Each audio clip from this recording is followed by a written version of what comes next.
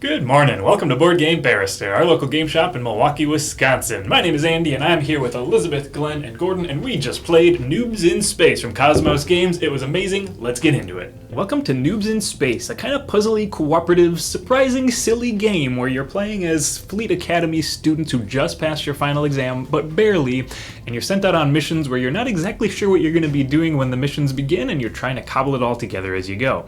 I'm not going to spend too much time on the rules because the game actually teaches you as you go using a 6-card tutorial deck. It's really handy, it's really helpful, and it gets you started into the gameplay right away so you can already feel like you're playing as you set up your game. But what I will do is I'll explain the most basic concepts to you so you know what you're getting into if you choose to play this game. So we're going to be playing through 8 missions total over the course of this entire game experience, and the missions are all played out of this single deck of cards. And you'll see that each card has numbers along the side, and those numbers represent which missions that card will be used in. So if we're starting with mission number 1, I'm just going to go through my entire deck, and I'm going to find all the cards with the number 1 on them, even if they have other numbers as well, and I'm going to grab all of those for my first mission here. Now, I'm not going to show you what's on the other side of all these cards because spoilers, but I will tell you that each different card plays a role on your mission in various different ways. The most important type of card, and the one that is going to be the actual things you try to accomplish, is a task card. This is the one card I'll show you because it's the first one you're going to interact with on your first mission. A task card is going to have a number. We basically go through our tasks in order, trying to accomplish the directions that they give us over the course of the game. And the main rule in this game is that all the cards in your hand are public knowledge, but you can't show them to other people or hand them to other people. So it's all about communicating by reading off instructions or describing what's on your cards to each other. The game also has rules about playing cards, and it's going to usually have you play cards face up onto the table. When it tells you to play a card, you put it down somewhere on the table, and once a card is played, it's permanent, it's locked in there. So if you discover that you've made a mistake later on or you want to rearrange those cards, it's too late, which is why it's so important that you pay attention to what each other are saying and communicate what you need from each other and where those cards should get played. And at the end of each mission, there's going to be a little diagram. Here's our little tutorial diagram to tell you how things should look at the end of your mission and whether you did it correctly, and you'll score stars based on how you did. Alright, so we just played through the tutorial and the first 3 missions out of 8, and the game plays from 3 to 5 players according to the box, which is pretty about right. It felt like we always had the right number of cards in our hand and we're balancing just enough things, and everybody had something to do on every mission at all times. You could probably squeeze the game down to 2 or up to 6 if you had to, but I feel like they hit the sweet spot with 3 to 5.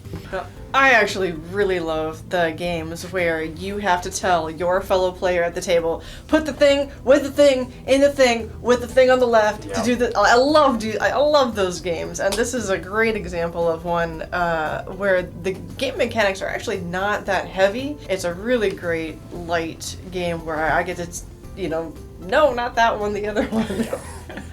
but no take backsies, right? Yeah. It also harkens back to the little tests we had in grade school where you have to follow the instructions, but you have to read them all first, because it'll say, like, write your name on a piece of paper is rule 1.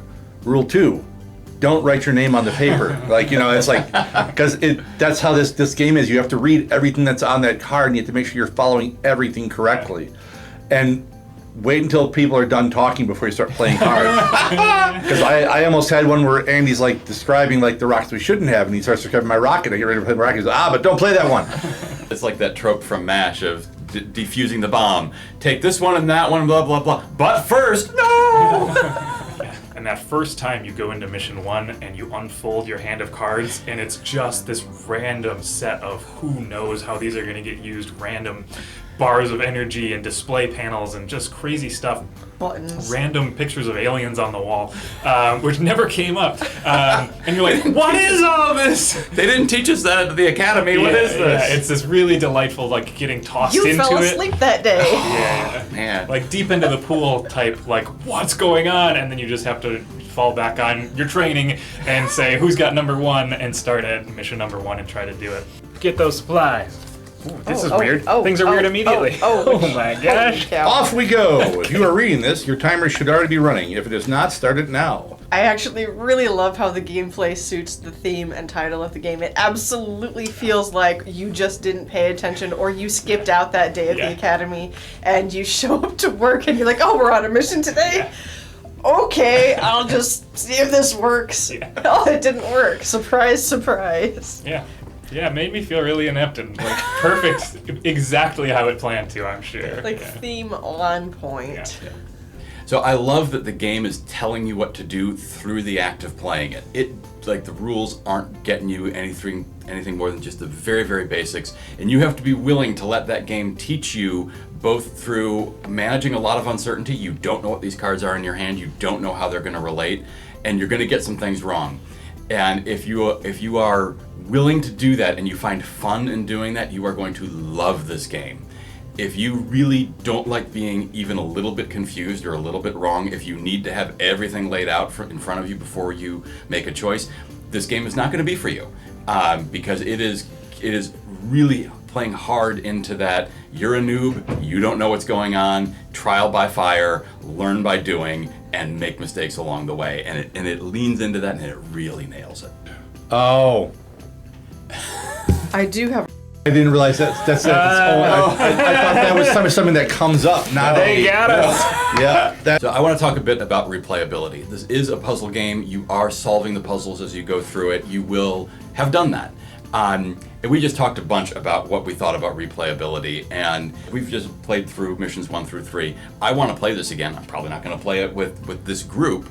So when I'm playing through missions 1 through 3, I'm either going to sit out those first ones, or I'm just going to kind of dial it back, because while I might not remember the answers, the wow factor of, oh my god, what is all this stuff? I've done that already, and they haven't.